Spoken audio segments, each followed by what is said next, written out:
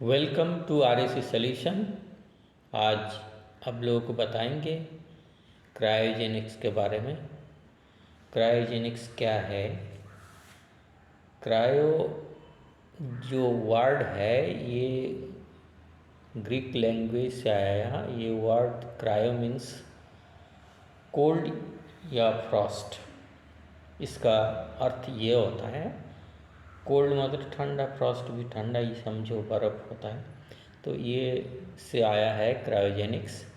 यहाँ पे जो low temperature, extremely low temperature होता है वो क्रायोजेनिक्स के द्वारा होता है।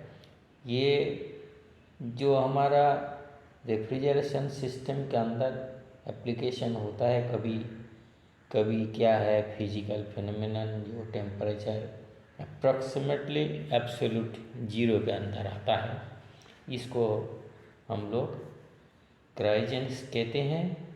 इसका क्रायोजेनिक्स का जो टेम्परेचर रेंज कहाँ -100 सेंटीग्रेड से -273 डिग्री सेल्सियस उसके अंदर क्रायोजेनिक्स आता है, जिसको हम एब्सोल्यूट जीरो कहते हैं।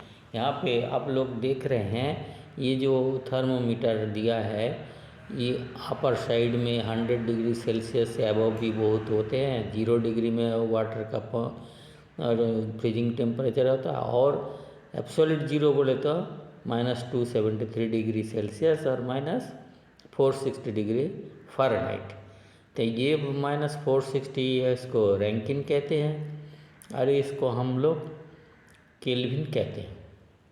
-273 डिग्री सेल्सियस इसको केल्विन कहते हैं, और यही है absolute zero.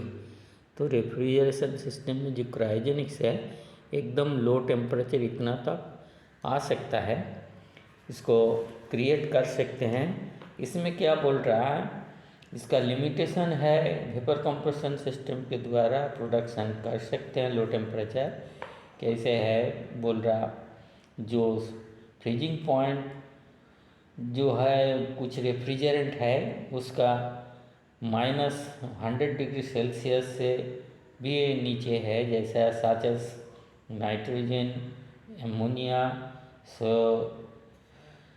Sulphur dioxide, CO2, R113, ऐसा बहुत सारे है। जस्ट एग्जांपल दिया है, ऐसा कुछ और कुछ है। वह रेफ्रिजरेंट जब क्या करता है, बॉइलिंग पॉइंट इसका क्या है, बहुत सिस्टम में boiling point used in cryogenic system with high, और क्या है सक्शन प्रेशर भी इसका वेरी लो होता है, जो एटमॉस्फेरिक टेम्परेचर से भी, प्रेशर से भी लो है, और सक्शन वॉल्यूम थोड़ा ज़्यादा है। और इसमें जब रेफ्रिजरेंट लो बॉइलिंग पॉइंट होता है, उसमें कंडेंसर पर्पस जो होता है एक्सट्रीमली लार्ज, उसका बड़ा होना चाहिए। और ये सिस्टम में क्या है, COP बहुत कम होता है, और इसमें प्रोडक्शन करने में थोड़ा डिफ़िकल्टीज है, क्योंकि लो टेम्परेचर है, इसमें इंसुलेशन का प्रॉब्लम होता है, सक्शन प्रेशर बहुत लो है, सब स्ट्रक्चर बहुत स्ट्रांग होना चाहिए, क्योंकि बाहरी प्रेशर उसका अंदर में प्रेशर डालने का कोशिश करेगा, अंदर घुसने की कोशिश करेगा। और इसमें जो ऑयल रिटर्न का मैटर है, ऑयल वैक्स फॉर्मेशन का मैटर है, ये सब बहुत दिक्कत आता है। ये बहुत ही डिफ़िकल्टीज है क्रायोजेनिक्स में, ये एक समस्या रहता है। और जो हमारा single stage refrigeration vapour compression system है, उसके द्वारा क्या है, तो उसका अप टू लिमिट कर इवेपोरेटर टेम्परेचर -40 डिग्री सेल्सियस तक कर सकते हैं।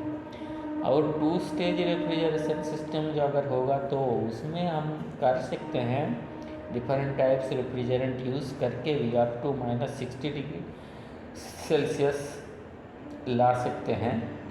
और 3 स्टेज होने से भी अप टू -68 डिग्री सेल्सियस वो भी ला सकता है R12 as a refrigerant use करके। बहुत सारे रेफ्रिजरेंट है उसको यूज़ करके कर सकते हैं। और इसमें जब हमारा सिस्टम आया था उस टाइम क्या है 1933 में जियाक और दबे जो प्रपोज किया था जो एडिएबेटिक डीमैग्नेटाइजेशन और पैरामैग्नेटाइजेशन सॉल्ट के द्वारा up to attaining the lower temperature 0.1 की। और बाद में क्या है वो फिर भी देयर नाउ ए डेज क्या लो टेम्परेचर सक्सेसफुली अचीव कर सकता था इस मेथड के द्वारा। क्या है 0.001 की a very low temperature nearly close to absolute zero. तो इतना तक टेम्परेचर ला सकते हैं। ये हमारा जो साइंटिस्ट दो लोग किया था जियाक और दबे, ये हमारा 0.001 के तक लाया था। और इसमें हम लोग कैसे कर सकते हैं बोले तो इसमें जो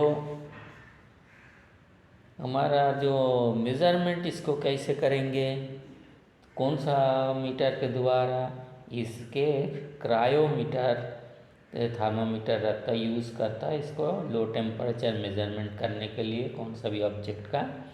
और ये क्या है इथेनॉल फील्ड, मतलब उसका अंदर जो हमारा पारा रहता है ये अल्कोहल रहता है, इसमें एथेनॉल रहता है।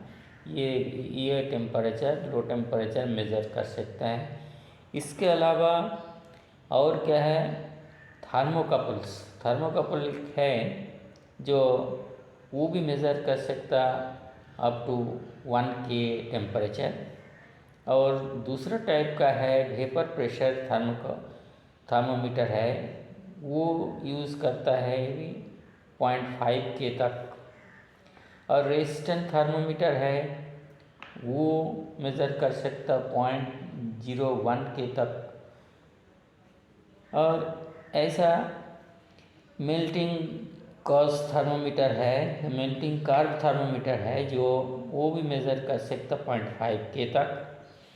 ऐसे बहुत सारे हैं। रेजिस्टेंट नॉइज़ थर्मोमीटर है वो मेज़र कर सकता 0.001 के तक।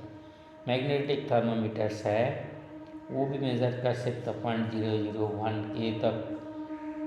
हमारा इतना सारे थर्मोमीटर हम लो टेम्परेचर जो क्रायोजेनिक है इसको मेज़र कर सकते हैं। एक्चुअल क्या है ये लो टेम्परेचर मेज़रिंग के लिए यूज़ होता है। फिर हाई टेम्परेचर के तो हम लोग को जानता है पायरोमीटर यूज़ होता है। तो ये mainly research work cryogenic engine और बहुत सारे मेडिसिन वगैरह सीमेंस और बहुत सारे ब्लड फिजरेशन बहुत सारे लो टेम्परेचर में जॉब है जिसको द्वारा इसका एप्लीकेशन होता है। हमारे आमतौर पर इस्तेमाल कम होता है।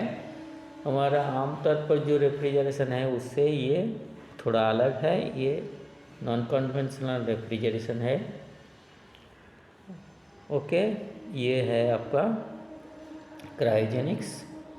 और thank you for watching this video. आप लोग अगर सब्सक्राइब नहीं किया हो तो ज़रूर सब्सक्राइब कर दीजिएगा। नेक्स्ट हम जो वीडियो बनाएंगे आप लोगों के पास तुरंत सूचित हो जाएगा। Okay, thank you.